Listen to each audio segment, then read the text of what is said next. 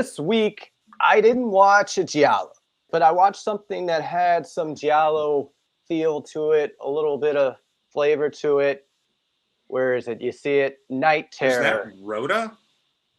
It is. You're absolutely right. Wow. Rhoda. From whatchamacallit, Mary Tyler Moore. Mary Tyler Moore show, yeah. Yeah. So Valerie Harper. Yes. There you go. This is an interesting TV movie. And it feels like it's coming off of the back of like Duel and things like that they were kind of popular. But this one has a killer in it that had a lot of Giallo vibes to it. It's this weird guy. He has like a little neck thing where he talks through what do you call it, voice box. So he's always talking like this, and he's got this crazy scar on his neck, and he wears gloves, and he's got these crazy guns, and from the get-go it opens with him, and he's taking some crazy I don't know if they're bombs or it's like some secret mission for the army, and he's taking it across town and nobody can know about it. And then lo and behold, this housewife, Carol Turner, our character Carol Turner, runs into him just randomly when a cop pulls this guy over. He shoots the cop with a shotgun, and then after that, it's chaos ensues. She witnesses it. He's trying to take her out, and it's just a road movie from there on out. She makes a lot of bad decisions, but it's kind of like this movie. Yeah. It's a weird movie because it's got this like Leave It to Beaver, Brady Bunch kind of vibe with the family and the way she acts towards her children and her husband. And then on the opposite side of it, you got this stone cold killer that we had known nothing about, that's just terrorizing everyone. I think even in the diner he's at, he spits his dollar bills at the waitress out of his mouth. He's a menace. It's a wild TV movie that you wouldn't expect to see, and it's kind of in a special place in TV history of where they weren't probably making many. This was probably one of the last ones of that era, and they weren't making any more like this.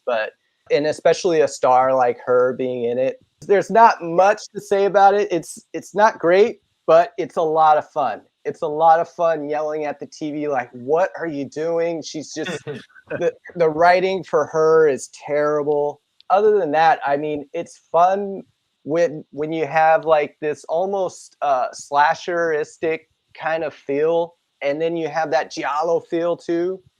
And there's moments in the rain where her car runs out of gas, and then she finds the guy that's getting pulled on the side of the road in his car because it's raining too much, and so he's just sitting in his car drinking, and she ends up hanging out with him and tells him to go find the killer. He gets out of his car and he gets shot with a shotgun. And there's no spoilers. It's not going to kill it for you, but it's an awesome, fun movie.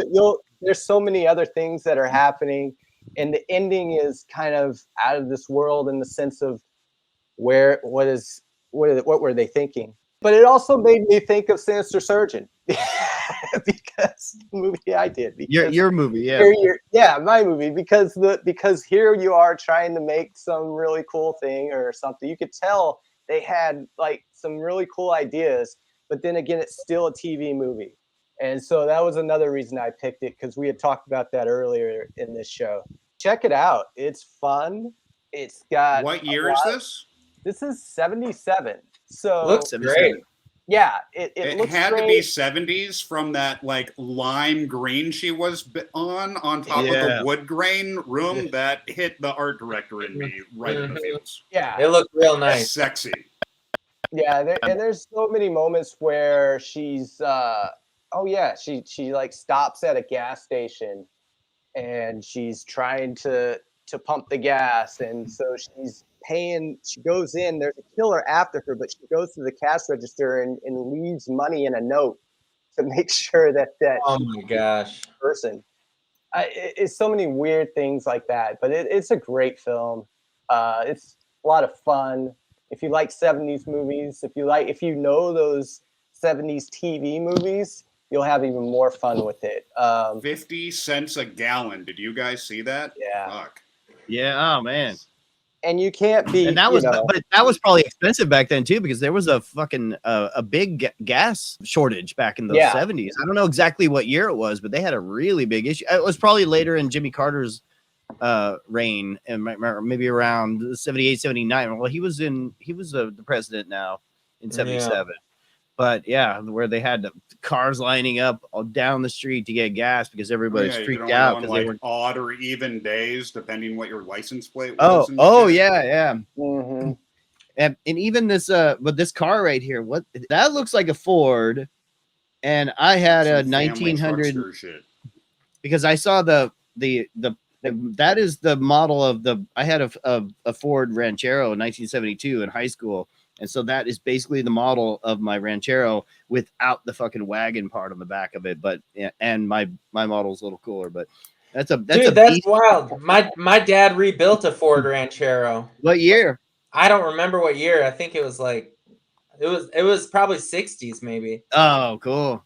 Well, there's other things like that where, you know, she's driving this station wagon and then the killer's got a Mustang, but, you know, they're in a car chase. So there's a lot of funny aspects. Station wagons are tanks, though, man. They're tanks. You'll get a piece of this right here. She's going to talk to the cop, and then all of a sudden, somebody in that Mustang, boom! Whoa! That's where you start right there. In a yellow Mustang. That is brutal, bro. And then he's like, he shines the light on her. Yeah. Oh, it's over from there on. There's a fucking light in your eyes. Get the fuck out of here. She's like, dude, yeah, that looks dope. Yeah, I was watching that earlier. As crazy as it sounds, I would say check it out. If you like movies like that, if you like TV movies, if you like road movies, if you like The Hitcher, if you like Duel, anything like that, I would say definitely see this. It's fun. Yeah, hell yeah. They settle it with a downhill jam. Yeah. Yeah. It's probably the same fucking freeway. It's the same road that they were skateboarding on and thrashing. I was looking up Valerie Harper today, and you know, because the Mary Tyler Moore Show was a huge juggernaut in the all of the 70s, and she was one of the characters on that show, and then she became a bigger star in her own right with her Rhoda show. Yeah. And then, but this was right in the middle. So if you're thinking this is probably one of TV's biggest stars, the top fucking 5 to 10 biggest stars.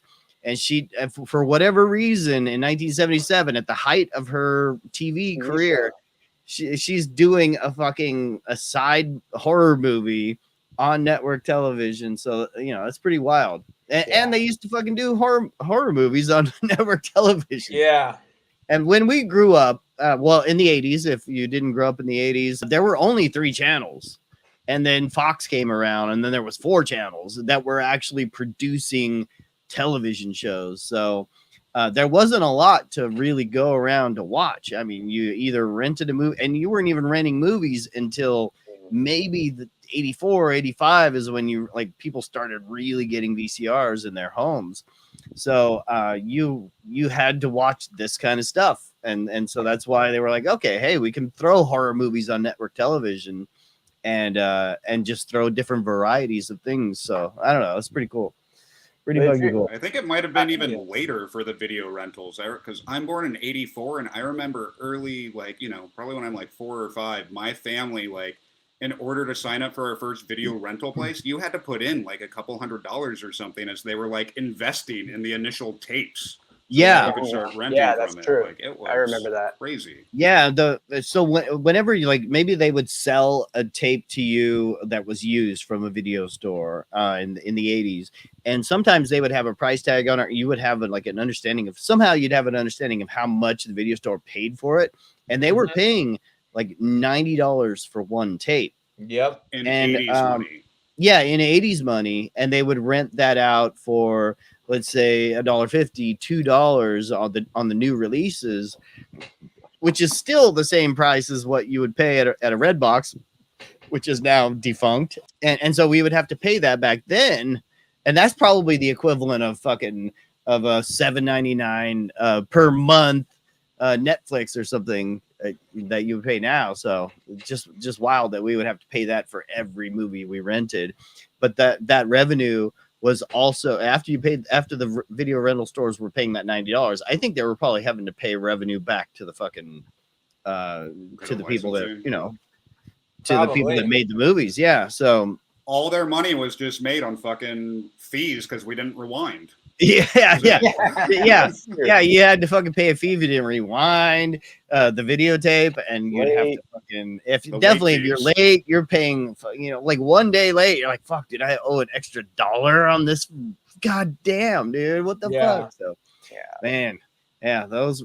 I remember there's trailers on like old tapes from the early 90s. I remember a Terminator 2 one in particular where they're like, you can own Terminator 2 for $89.95. Yes. Or if you want 5 copies of Terminator 2, invest in this movie. Like, you can get 5 copies for $350. Like, they're literally saying, like, buy multiple copies as an investment to, like, rent them out to your friends. So funny, dude.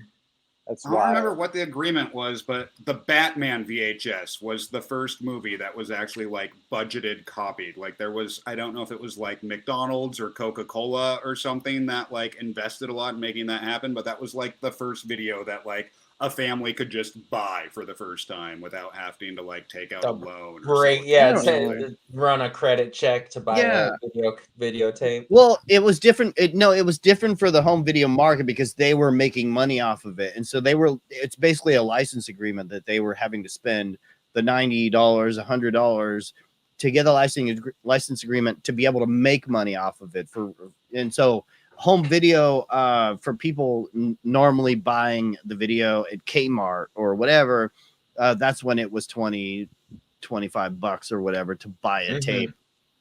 But it wasn't the same for the rental stores. And I was like, oh fuck, dude, the rental stores are getting screwed, man. We get to buy it for $20 and they have to spend $90 on it. So